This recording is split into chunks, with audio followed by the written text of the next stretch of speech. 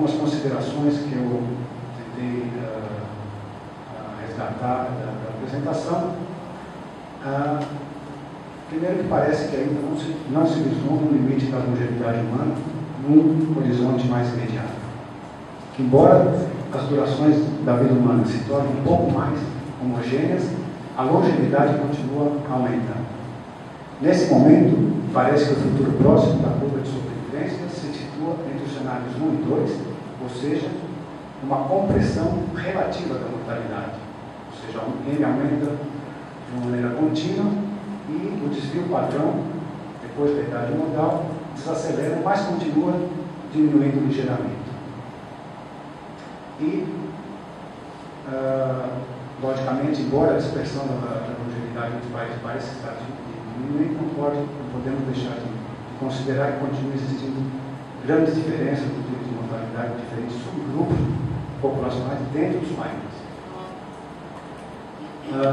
Quase terminando, então, uma outra consideração que parece bastante importante seriam as profundas consequências na atenção e no financiamento da dependência, desse aumento da longevidade.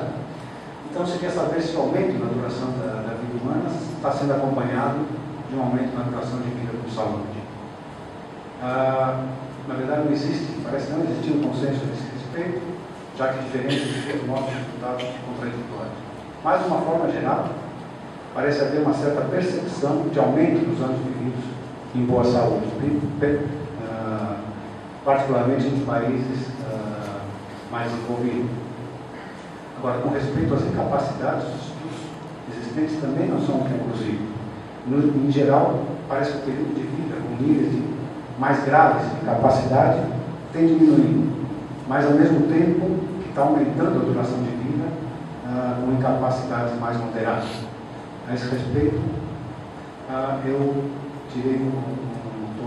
peguei emprestado aqui o quadro do trabalho da Briggs em Sanches, bastante recente, no ano passado, com dados americanos dos Estados Unidos, que mostra a esperança de vida com e sem doença cardiovascular, câncer e diabetes, esperança de vida com e sem mobilidade funcional, no período, comparando o período de 98 e 2006. E para os dois grupos de idade. Se a gente toma os maiores de 65 anos, a gente vê, por exemplo, no caso dos homens, que a esperança de vida aos 65 anos aumenta de 16 para 17, mas é um aumento relativamente maior, inclusive, daqueles que estão vivendo com pelo menos uma das três doenças, e diminui a esperança de vida vivendo sem doença.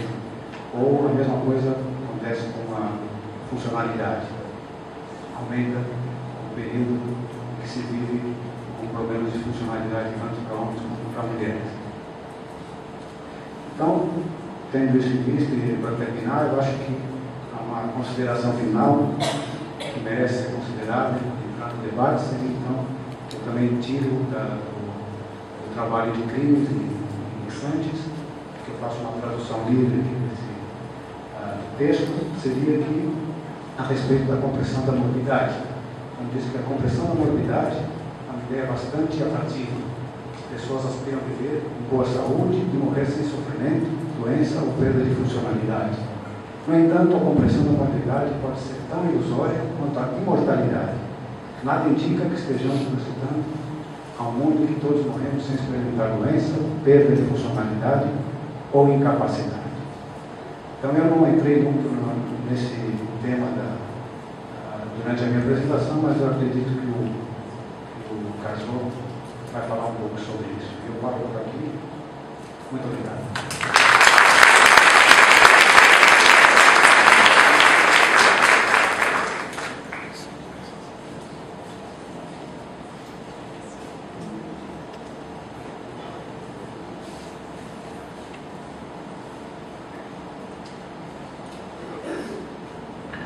Muito obrigado, Paulo. Eu preciso corrigir uma omissão na minha fala. Eu não mencionei a filiação institucional do Paulo Saad. É chefe de área de população e desenvolvimento do perdoe. Casou, nos dê a honra.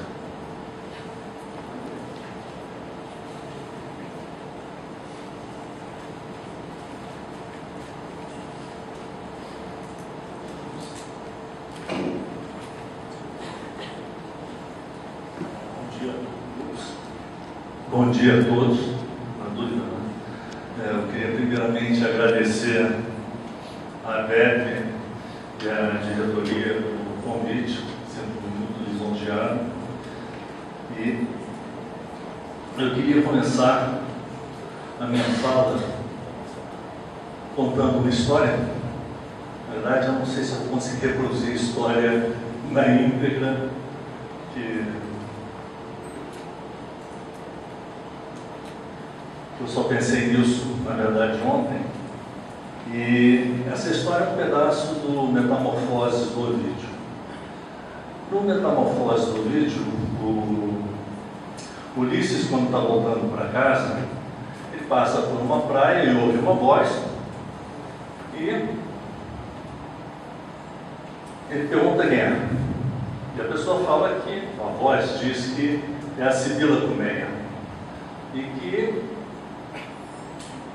em algum momento ela tinha sido muito bonita e que o deus Apolo tinha se interessado por ela. E o deus Apolo promete para ela qualquer coisa que ela quisesse, em troca de uma noite lá. Então ela pega um monte de areia, pega um punhado de areia e fala que quer tantos anos de vida quanto grãos de areia naquele punhado que ela pegou. E ela fala que, na verdade, ela não cumpriu a parte dela da promessa, mas que Apolo teria cumprido a parte dele da promessa. E ela diz que ela esqueceu de pedir, junto com os anos de vida, a juventude para viver os anos de vida. Então, quando o cara chega, quando Ulisses chega na praia, ela só tem a voz. A única coisa que tinha sobrado dela era a voz. Então isso é uma grande, digamos, esse tipo de preocupação sobre como é que a gente vai viver, ou vai sobreviver.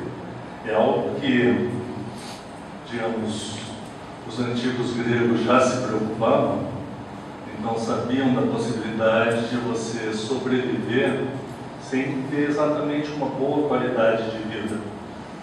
Então, parte das especulações hoje são em cima de: será que nós estamos vivendo melhor? Estamos vivendo mais, mas nós vamos viver melhor? Então, o que eu vou tentar mostrar é como é que alguns dados do Brasil sobre como é que a idade afeta algumas condições de saúde e pensar numa projeção de como é que seria isso no futuro.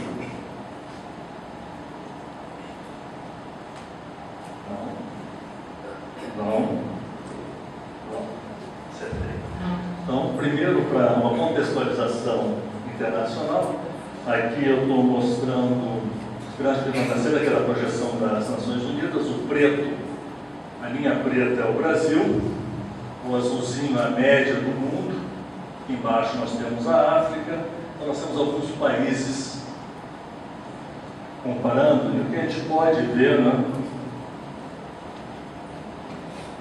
O Brasil está abaixo da metade aqui nos anos 50 e, digamos, pelo menos acima da metade no final da projeção.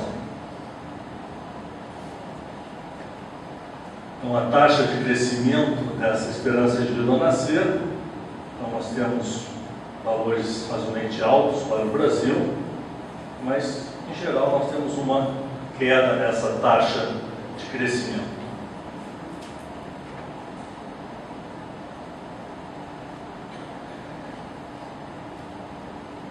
Isso aqui é uma estimativa, digamos, em cima do passado e futuro da projeção, do tempo levado para a esperança de vida mudar de 50 para 70 anos.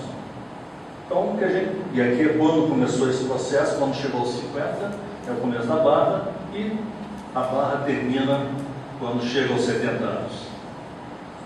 Então, nós temos países que tiveram essa mudança razoavelmente rápida, tipo Japão, Espanha, mas os países que começaram esse processo,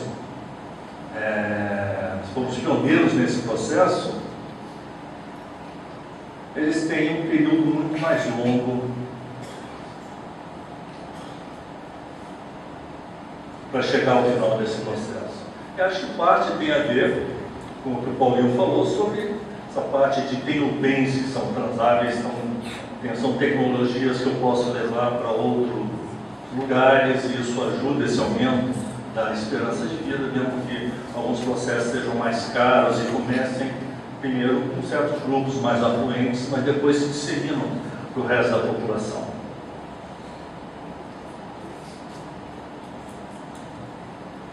Então, pensando só no número de anos, aqui está ordenado. Então, alguns países fizeram isso em menos tempo e outros países em muito mais tempo. Mas, como nós vimos, normalmente estava ligado a quando é que você começava o processo. Então, os países que chegaram ao limite esses 50 anos mais cedo tiveram um processo mais prolongado, e os que começaram mais tarde tiveram um processo mais curto. Isso afeta de alguma forma a população idosa. Então, isso aqui eu tenho a proporção de população com 60 anos e mais como percentagem do total.